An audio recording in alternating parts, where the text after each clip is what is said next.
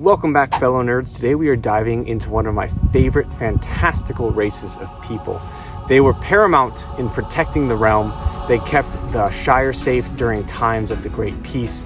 They are unsung heroes, basically operating outside of the world, and they really became the archetype for what all Rangers would be. I'm of course talking about the Dunedain Rangers.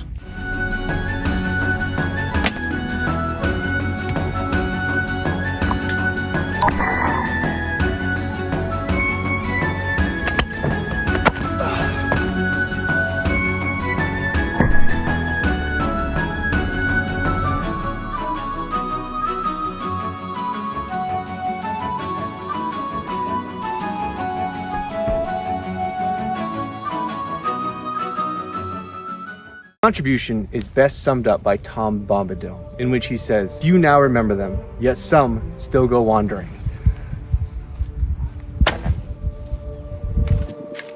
Sons of forgotten kings, walking in loneliness, guarding from evil thing, folks that are heedless.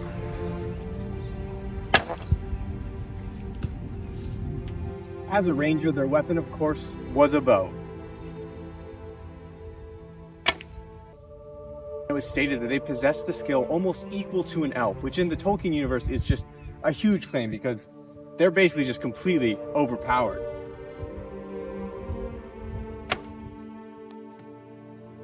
Now, when it comes to their weapons, the bow in particular, there's not much that's specifically stated about it, but I think one thing we do know is that they are strong. They were more powerful than men, they were wiser, and they were better equipped to handle difficult situations in basically any setting.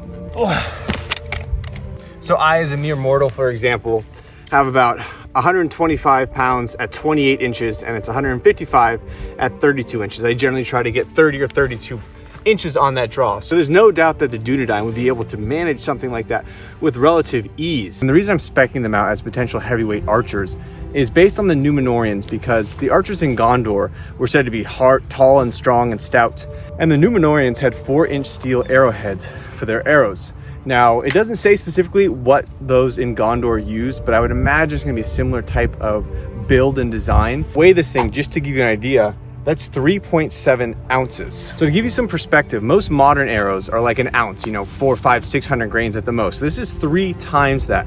The reason you need such a large arrow is because they were hunting not just animals that would cause disruption to the Shire or things of that nature. They were hunting actual armored units. So to fight armored units, you need armor-piercing rounds. And to do that, you need a really heavy-duty tip. That's where the bodkins come in. So in order to push something heavy downrange, if you're using a longbow, you need a really heavy longbow. I couldn't find anything in canon that referenced exactly how far they could loose their arrows and hit a target. I saw somewhere it was like 200 yards they could hit accurately. Just for frame of reference, this is about maybe 60 yards or so. So you can kind of see how far off that's looking, and you're basically gonna double that and add a little bit more, and you're gonna pinpoint that target.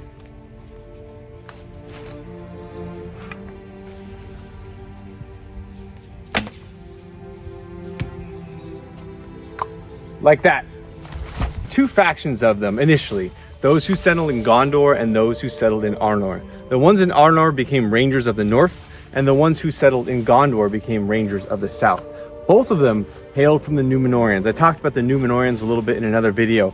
They were basically the quintessential perfection of man, the kings of men, 7-foot tall, mighty seafaring warriors. One relic the Dunedain of the North did possess, and they kept with them, and it was later passed on to Aragorn in his travels, was Narsil. It was a legendary blade formed by the dwarven smith Telkar. Now, this blade here was not formed by a dwarven smith. This is a stainless steel sword. And what I want to do right now is show you the dangers of why you don't play with stainless steel swords. Not meant for combat or any sort of impact in particular. I got my armor on, I'm gonna put my helmet on, and we're just gonna give it a swing, and we're gonna make it the sword that was broken. So as always, ladies and gentlemen, safety first.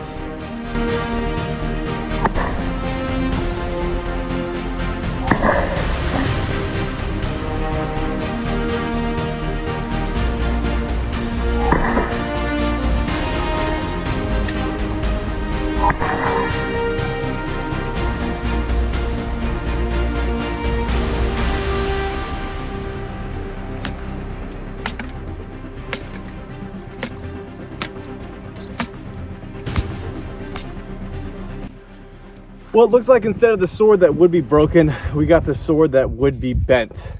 It didn't explode as I thought, so apparently it was forged better than I had anticipated. But still, if you're buying these things, make sure you get either carbon or a spring steel or something like that, not stainless. Northern Rangers of the Dunedain is where Aragorn came from. They were blessed with long life, about 3 times the length of the normal men, and they didn't mingle as much with the average men or subpar men. The Southern Rangers of Gondor didn't have the same long life expectancy as the Northern Rangers did. But if the Dunedain of Arnor was so powerful, what happened to them? Well, they fractionalized. They went from 1 central governance to 3, 1 was corrupt, and then the War of the Witch King began. Just because the Arnor were defeated by the Witch King of Angmar doesn't mean they were pushovers. They were divided at the time. They split up into 3 kingdoms, and so it caused difficulty among them. The other thing is the Witch King of Angmar was an OP villain, just truly terrifying. And right now this is going to be a take 2 on the sword that would be broken and then later reforged. I'm going to see if you can mash up that sword with the mace and fracture it into pieces so that later down the line it can be reforged, and then Aragorn can later bring back the glory of the Dunedain and consolidate the northern and southern kingdoms.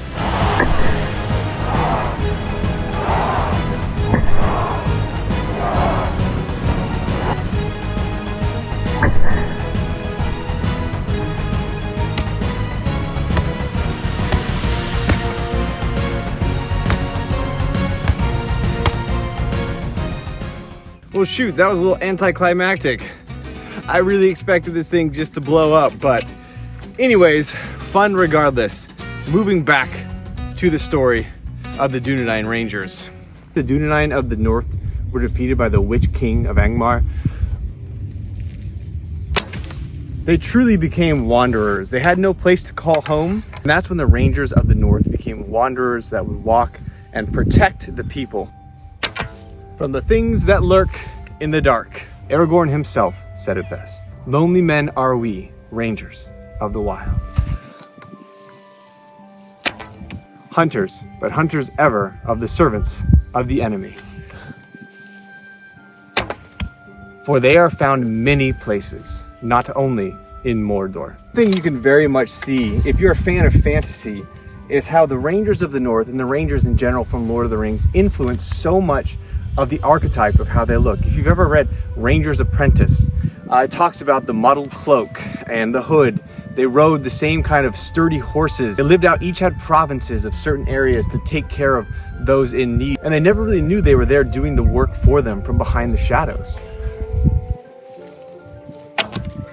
So it's a very cool character type because it's kind of that silent hero who doesn't ask for anything in return, but just keeps those around them safe in order just to better the lives of those who live in those provinces. Now, as with many who do good in the shadows, the actual tales of their exploits are limited because by their very nature, they have been done in secrecy. Oftentimes, the effects are only felt after their presence has left. According to Aragorn, there were foes that lived only a day's march away from Bree and could easily destroy the village. And this can be seen when the Grey Company, led by Halbarad, moved to assist Aragorn at the urging of Galadriel, and accompany him into the Pass of the Dead and during the Battle of Pelennor and then even at the Black Gates. During this time, the northern lands were left undefended, allowing many evil creatures and duplicitous men to enter the village, creating unrest and unease. The roads became unsafe to travel as bandits had moved in force. There were wolves and creatures that would hunt around the city walls at night, looking for victims to prey upon, and there were even shapes and evil spirits seen out into the woods. However, when the Rangers returned from their journey, these evil men and evil forces were driven out, showing the presence that they had, even though unseen in the shadows. But just like any warrior, you can't be a one-trick pony. They were said to be skilled in a multitude of different martial skills, from swords to spears to daggers.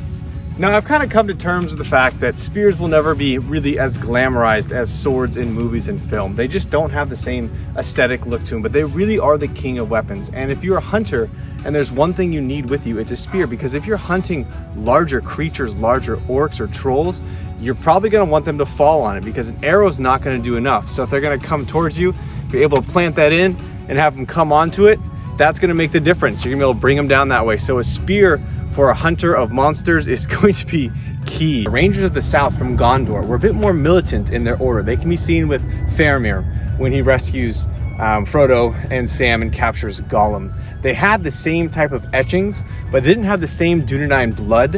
It had been muddled down a bit, so they didn't have that extra long life. They were started as a later order also, so I feel like the Rangers of the North were probably a bit superior in their skill with the bow and with other weaponry. So if you've ever wondered why the Shire was able to prosper, well, it's because the Rangers of the North were keeping it safe. Literally, they were acting as a buffer from all the different things, wolves and orcs coming in and decimating that population. However, despite early failings and fractalization, their selfless service didn't go to waste, as they were able to reclaim some of their former glory under Aragorn.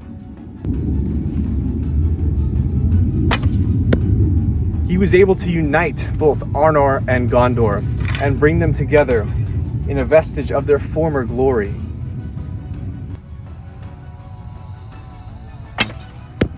And even bring some redemption to the Numenorians. And while most of their deeds had been lost to time and very few accolades had been placed upon them, I don't think they would have had it any other way. They operated selflessly in the shadows for the great of the good and the community around them. And when those who knew of their deeds, like Elrond, left Middle-earth, their history and stories went with them. So there was very little knowledge of the good they had done. That's really the quality of a hero. One who does what is right, regardless of what is given to them. And that's what I think makes them such a great character in the story. They did more for Middle-earth than most people know, but they did it silently, selflessly, and without looking for praise. Sorry, I don't mean to group around the crotch, but apparently that just happened.